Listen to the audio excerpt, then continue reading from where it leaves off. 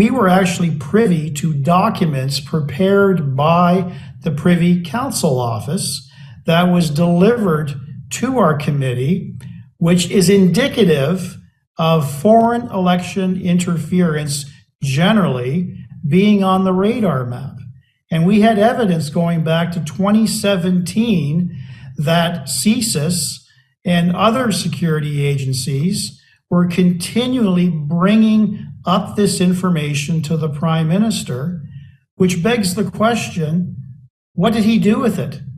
Well, the answer is he did nothing with it, because the material that we received, the material that was reviewed by the newspapers and the reporters, clearly showed that there was an overall objective by Beijing, and that objective was to curry favor with the Liberals to ensure a Liberal election in both 2019 and 2021, and that they would take active interference steps to defeat certain Conservatives, particularly of Asian background, whose values and position with respect to China did not align with that of the Communist Party of China. We also heard during that committee, our colleague Michael Cooper questioning Katie Telford, talking about a email that Bob Soroya, the then member of Parliament from Markham Unionville, received, and it was from the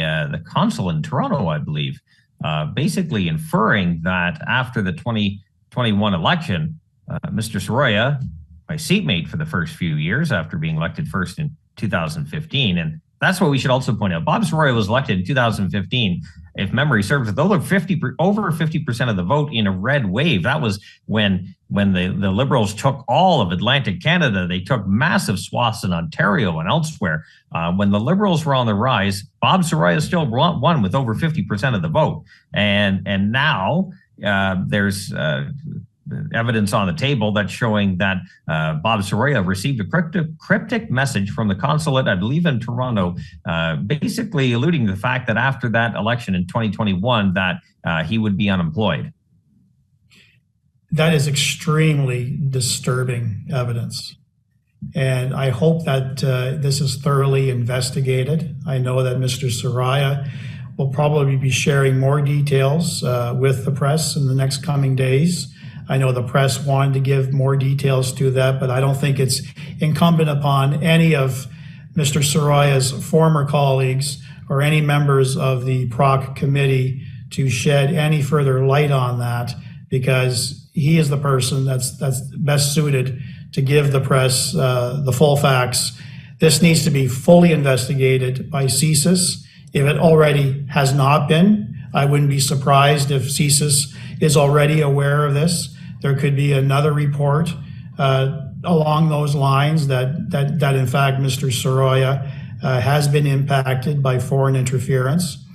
These are issues that I was alive to approximately 2 weeks ago when I had the opportunity at the Ethics Committee to sub for one of our colleagues, Jamie, and Kenny Chu, along with former CSIS officials, testified at that committee.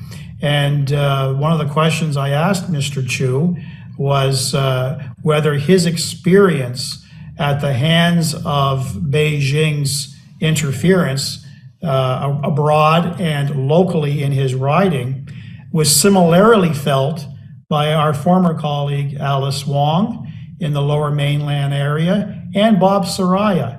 And he said absolutely, without getting into details, Jamie, he said absolutely they experienced the same sort of they were receiving the same sort of feedback at the doors, that they were they were a person not to be trusted by the constituency. And this was all because of the misinformation campaign that local officials working with Beijing were trying to do to disrupt, obviously, the outcome. Everything gets transferred to the Prime Minister.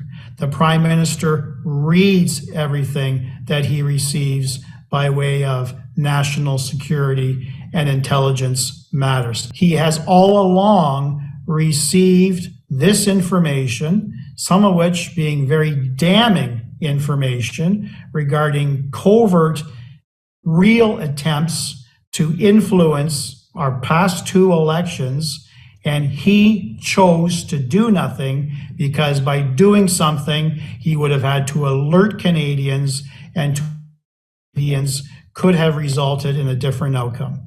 He did this to protect himself. He did this to protect the Liberal Party of Canada.